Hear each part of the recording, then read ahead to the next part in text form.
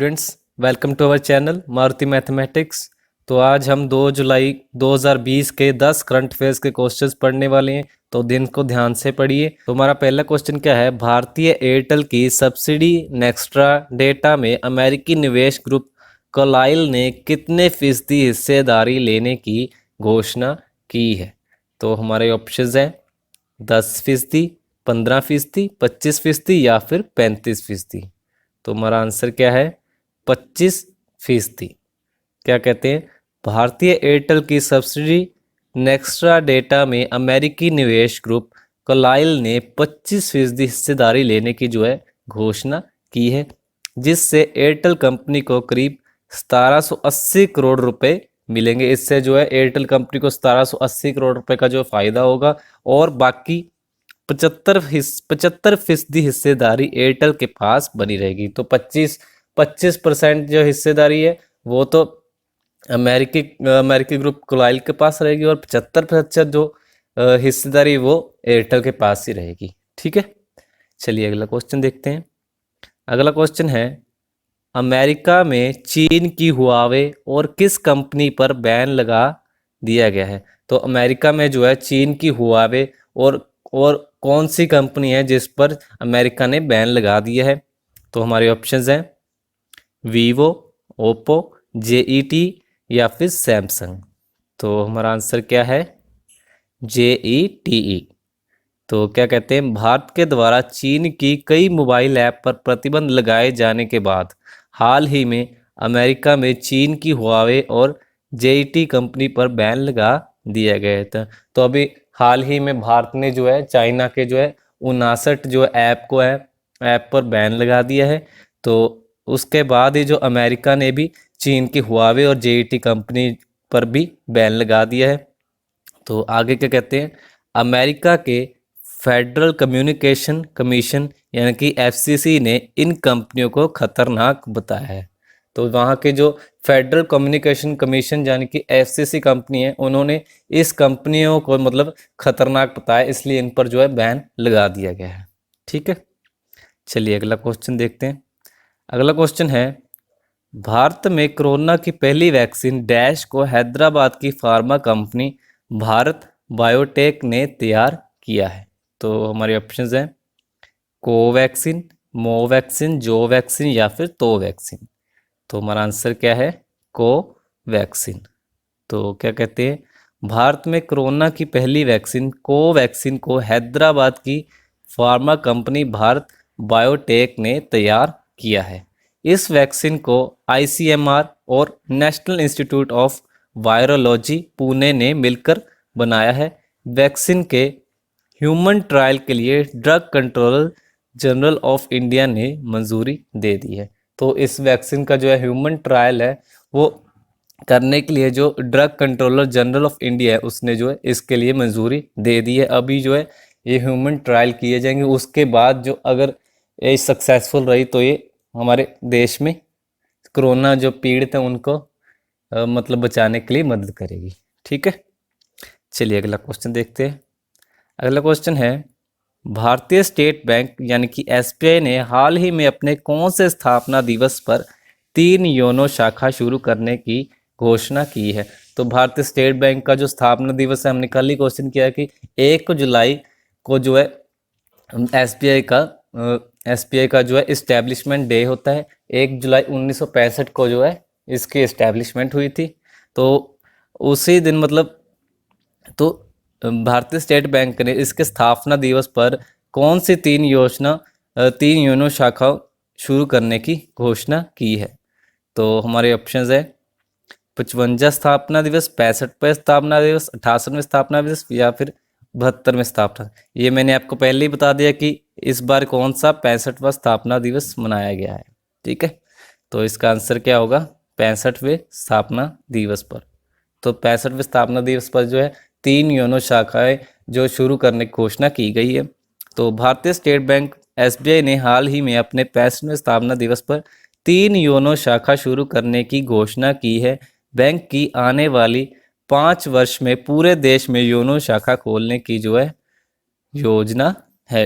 YONO शाखा जैसे आपने इसका ऐप सुना होगा, SBI योनो। इसके ज़रिए जो आप कोई भी मतलब घर पे बैठे ही सारा ऐप के थ्रू ही आपने आपके कैश या आपका कोई मतलब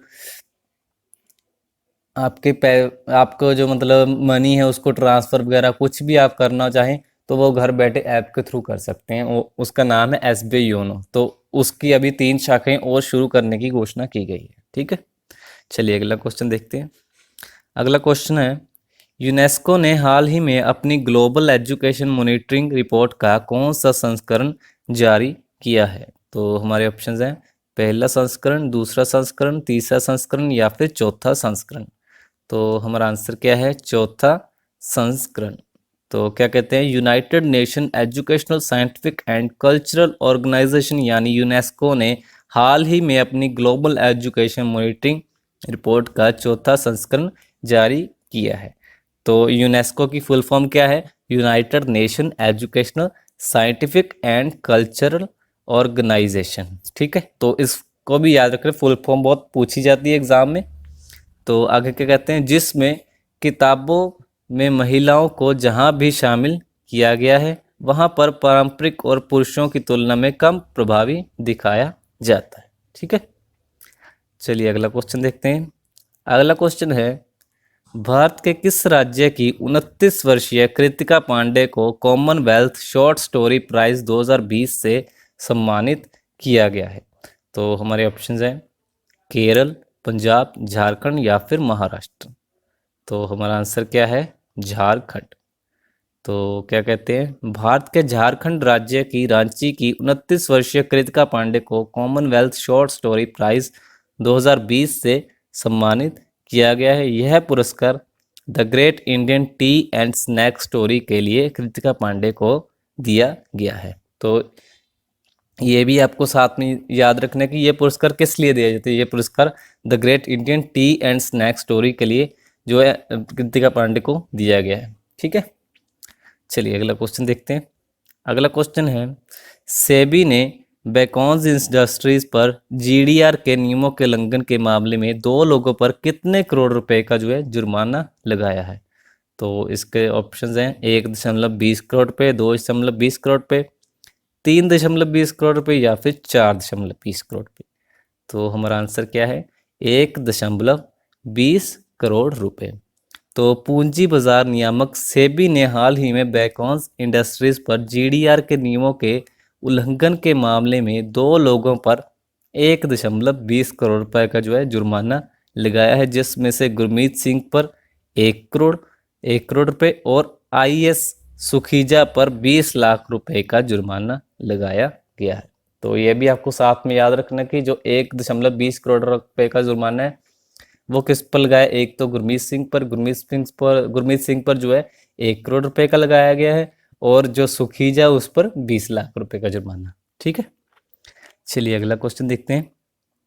अगला क्वेश्चन है, भारतीय क्रिकेट कंट्रोल बोर्ड की अनुमति के बिना विदेशी लीग में खेलने पर हाल ही में किस खिलाड़ी पर प्रतिबंध लगाया गया है? तो हमारे ऑप्शंस हैं युवराज सिंह, प्रवीण तांबे, RP सिंह या फिर आशीष नेहरा। तो हमारा आंसर क्या है? प्रवीण तांबे।